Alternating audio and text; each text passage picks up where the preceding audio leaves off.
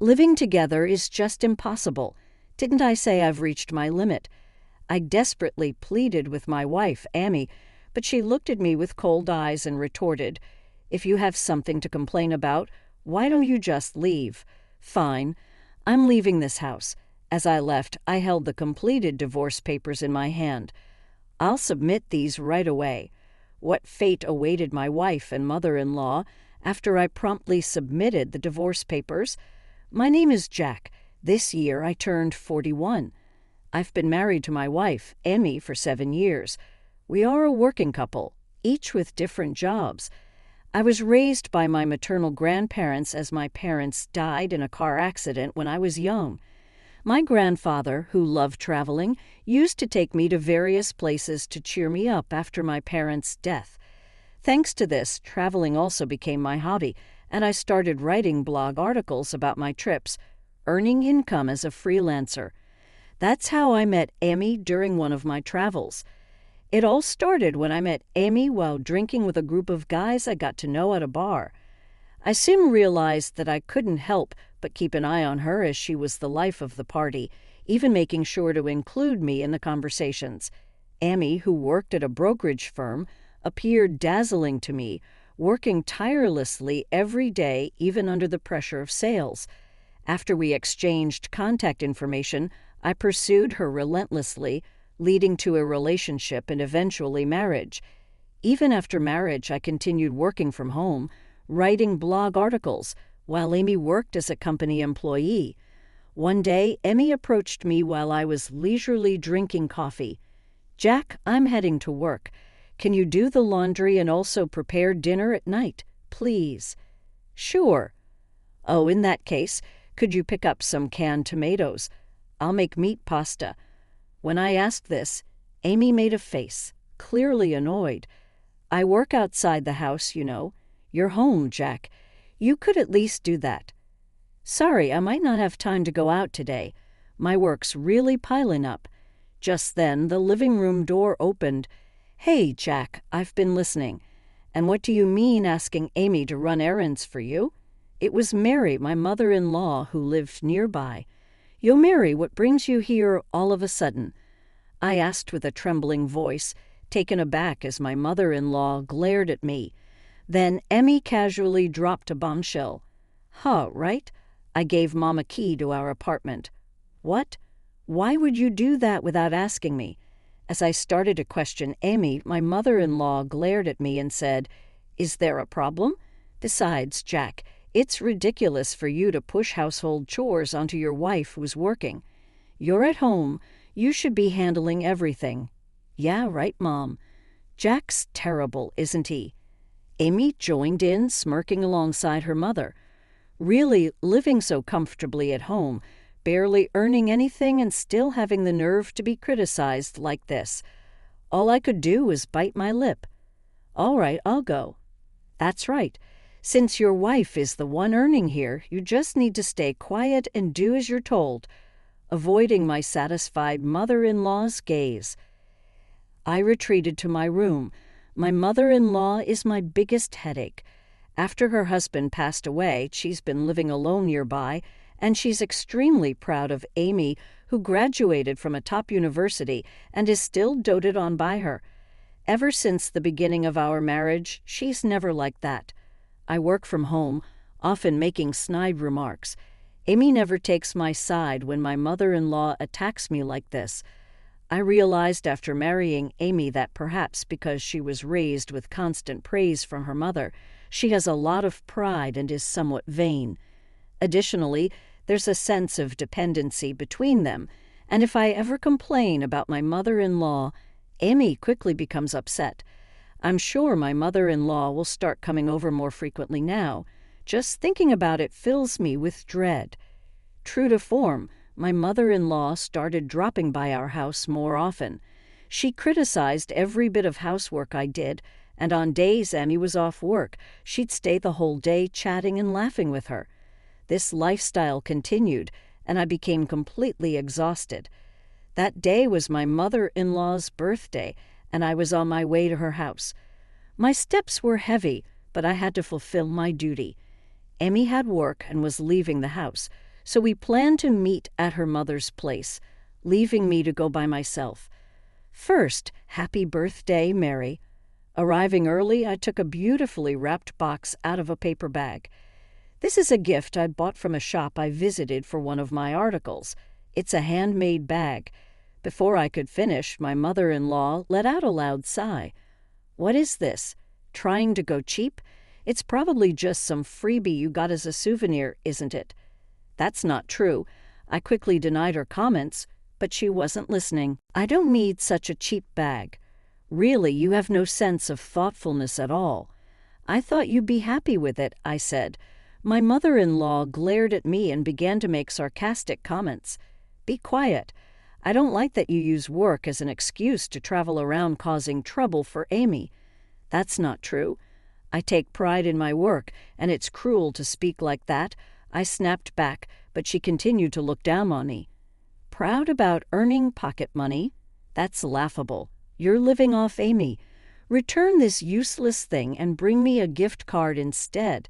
Stunned, I put the gift back in the bag and left my mother-in-law's house, heading towards the department store.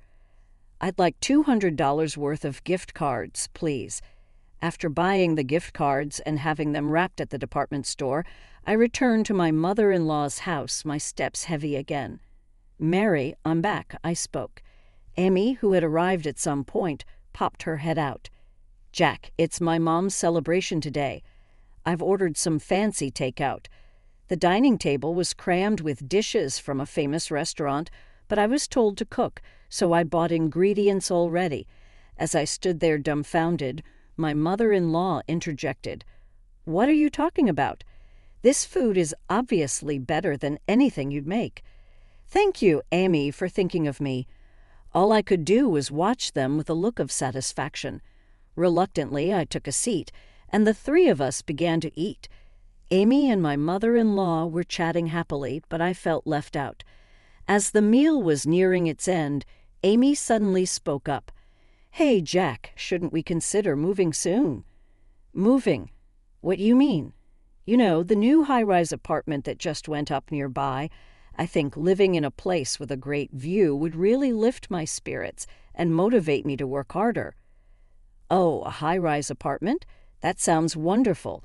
My mother-in-law chimed in dreamily. So I hurriedly said, but isn't our current apartment good enough? However, Amy's face became visibly upset at my words. We can afford it, so why not? My mother-in-law glared at me, pressuring me with her words. That's right. A husband should just quietly listen to his wife. I shrunk down and could only say, understood. Indeed, if moving could make my work more efficient, it wouldn't be a bad thing. Plus, if I make sure not to give my mother-in-law a key this time, it might be better than the current situation. Convincing myself with these thoughts, I agreed to move to the high-rise apartment. As we proceeded with the moving arrangements, I made a point to Amy. Amy, there's something I need you to promise once we move. Can you promise not to give your mom the keys? Huh. Why? It's no big deal. I'm at my limit with your mom's meddling. If you can't promise that, I can't go through with the move. Then Amy's expression turned thoughtful, and she placed her hand on my shoulder. All right.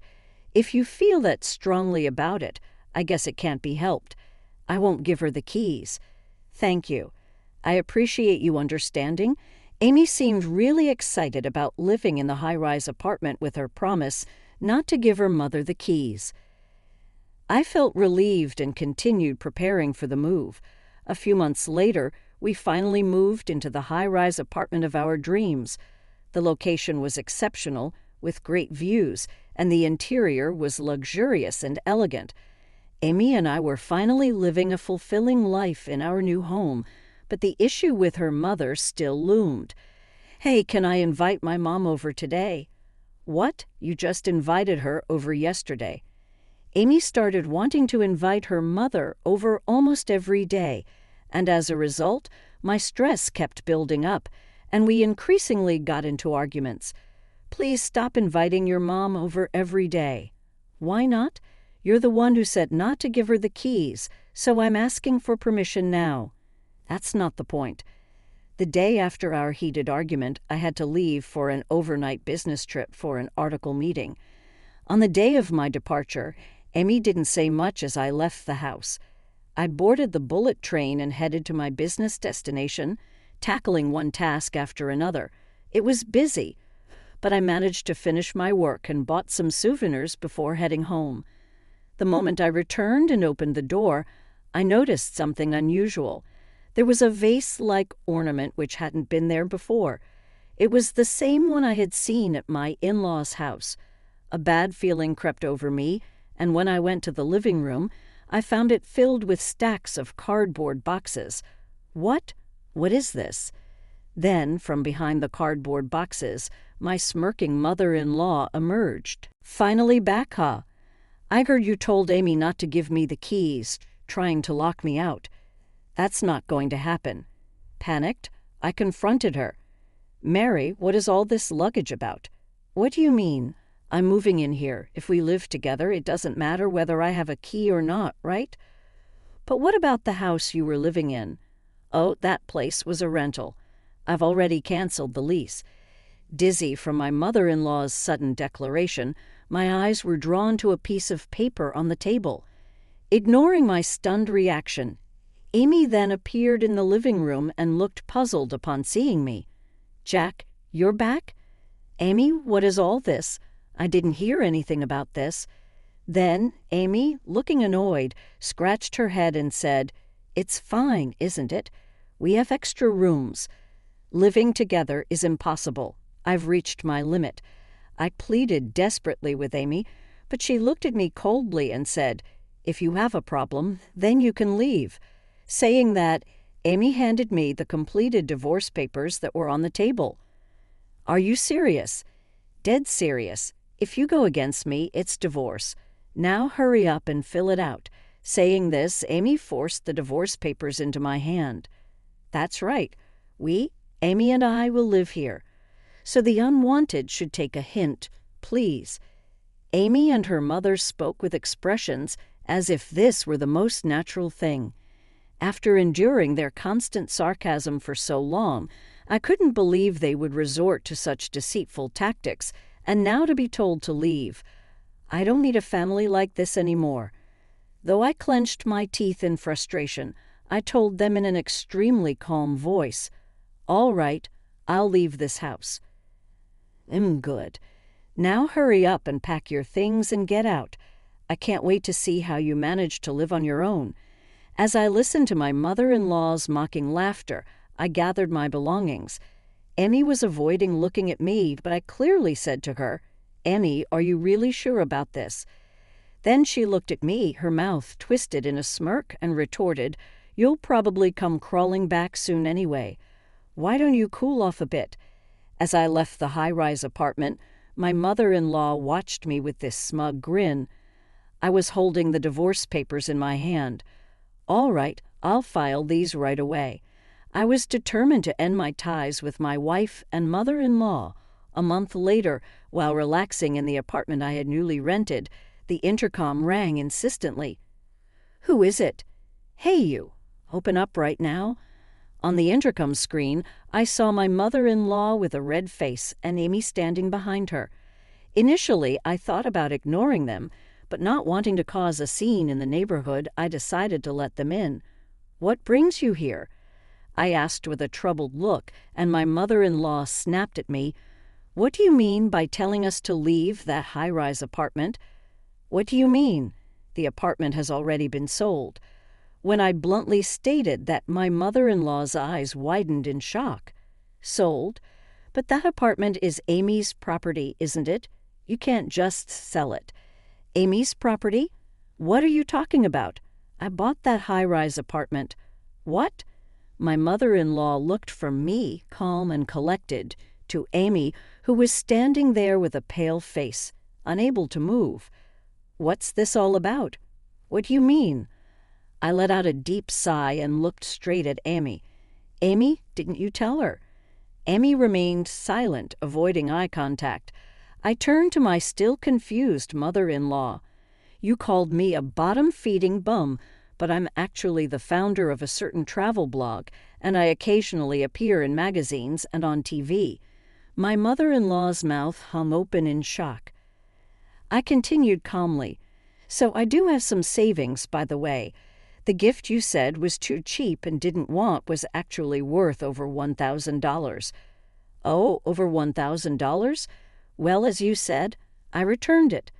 And about the takeout for your birthday, Amy charged it to my card without asking.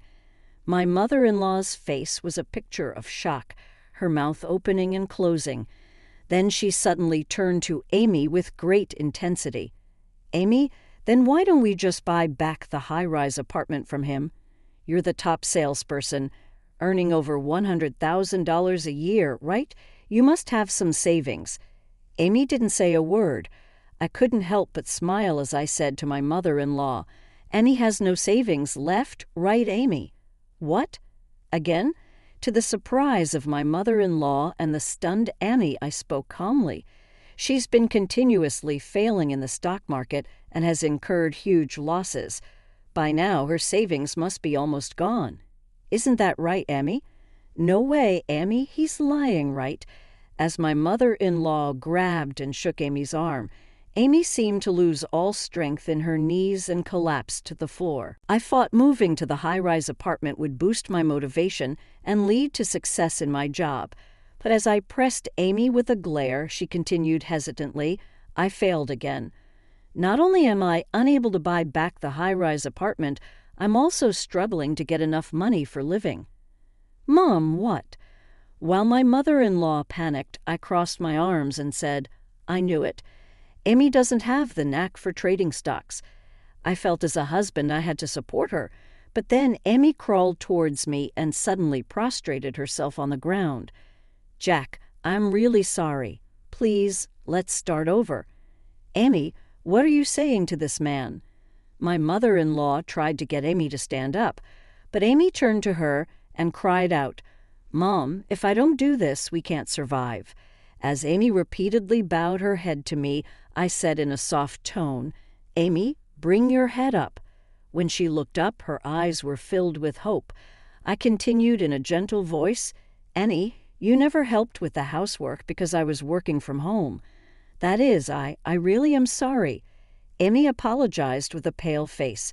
Ignoring her apology, I went on, you look down on me because I work from home, and that's why you could tell me to leave, right? And now when I actually do leave, this happens. Aren't things a little one-sided here? That is, besides, we are already divorced. I don't want anything to do with you anymore. Let's each go our separate ways, Jack. As I spoke firmly, Amy tried to cling to me again, but I silently shook off her hand. My mother-in-law, who had been watching the whole scene, let out a pained cry. Wait, if you're divorced, what about the high-rise apartment, the luxurious lifestyle? That's obviously not happening now, is it? As I spoke in an exasperated tone, my mother-in-law screamed hysterically. But, well, what are we going to do now? I don't know. Why don't you try to live happily with your beloved daughter? As I said this, my mother-in-law's mouth flapped open and shut. I brought the dejected Amy to her feet and pushed her outside. For a while, I could hear my mother-in-law's noisy protests at the door, but it quieted down when the building manager arrived. 6 months later, I was overseas, embarking on a new journey. The unique sense of freedom abroad felt incredibly good. Recently, I received a particular message. It was from Amy, whom I had parted ways with that day after being evicted from the high-rise apartment. Amy and her mother ended up in a nearly collapsing old apartment to repay the debts incurred from her stock trading. Amy was working tirelessly day and night. Her mother, who had never worked before, took up a part-time job in a factory to help make ends meet. The message from Amy expressed her gratitude towards me for making her realize the hardships of earning money. She was working hard and had come to appreciate the value of it. I felt a small knot in my heart unraveling as I read her words. A few days ago, when I returned to the country after a long time, Emmy invited me out for drinks. I think I was so stressed out back then that I lashed out at you for doing what you love as your job.